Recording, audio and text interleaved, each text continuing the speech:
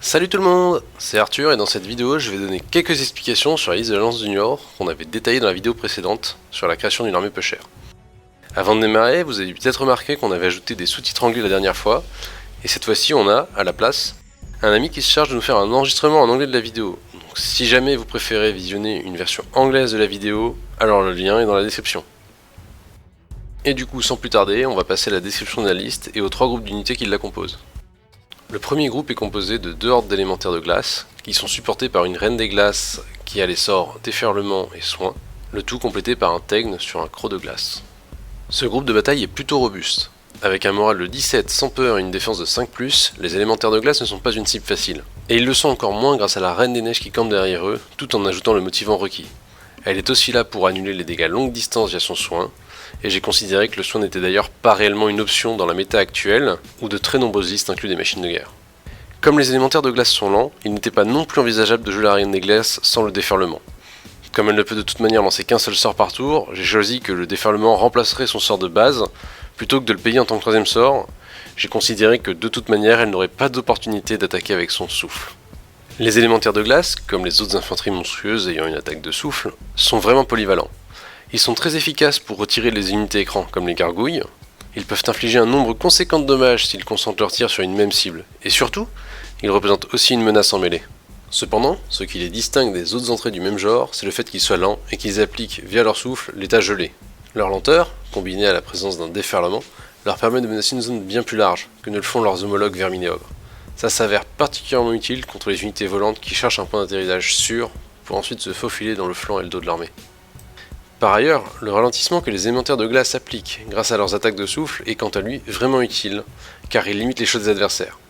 Contre l'infanterie régulière, il est extrêmement efficace, car il peut laisser la cible du souffle hors de portée de charge des élémentaires, à cause de la réduction de vitesse, ce qui au tour suivant se traduit généralement par un second souffle et une charge par déferlement qui est habituellement fatale.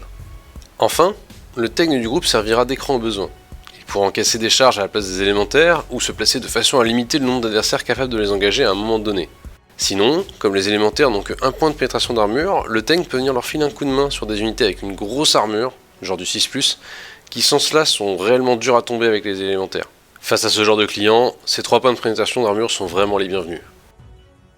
A ce stade de la vidéo, vous devriez avoir compris que je suis plutôt fan des élémentaires de glace. Mais juste pour être certain que ce soit clair, le second groupe de bataille est une copie conforme du premier. Je les déploie habituellement pas trop loin l'un de l'autre, ce qui permet aux reines de soigner le groupe d'à côté si l'un d'entre eux concentre toute la foudre adverse, ou bien, en cas d'accident de parcours, si l'une des reines survit au reste de son groupe de bataille, d'aller se rendre utile en courant rejoindre le second groupe. Je complète ces 2 groupes par un teigne qui porte à la fois le lutte des ténèbres insatiables et l'étendard de Talassar. Il vient ajouter un bonus de robustesse et de dégâts au groupe de bataille qui, je pense, aura affaire à la plus forte partie. Le 3ème et dernier groupe de bataille, le bien nommé Tape qu'une fois, est composé de 2 hordes de cavaliers sur croc de glace supportés par un 3ème teigne sur croc de glace. Dans la version actuelle du jeu, les groupes de bataille basés autour d'un duo de cavalerie utilisent généralement la potion de Macquarie et les bottes de Sir Jess. Cependant, les crocs de glace sont déjà tout terrain de base, du coup j'ai dépensé quelques points en plus pour une potion de vitesse, afin de compenser la vitesse de 7, inférieure à celle des cavaleries moins lourdes, et qui sans cela représenterait une menace vraiment trop importante pour mes propres cavaleries. Le teigne sert ici, comme pour les élémentaires de glace, d'écran.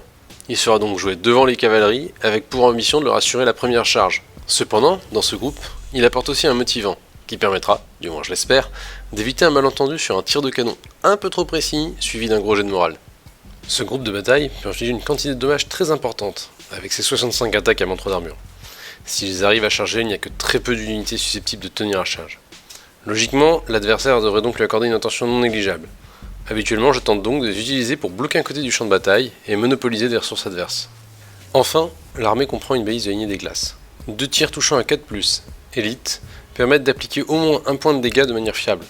Cela permet de faire sauter certaines possibilités de charge via le GL, ou bien de finir un adversaire déjà endommagé, ce qui peut s'avérer crucial en fin de partie.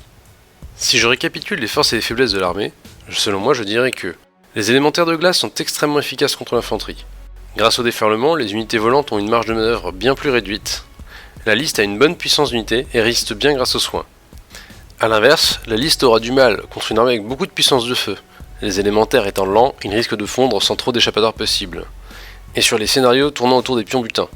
Aucune unité ne peut s'emparer de ce pion à la légère, la vitesse de 5 sur la cavalerie, ou bien la perte de la capacité à être déferlée pour les élémentaires étant des handicaps conséquents à chaque fois.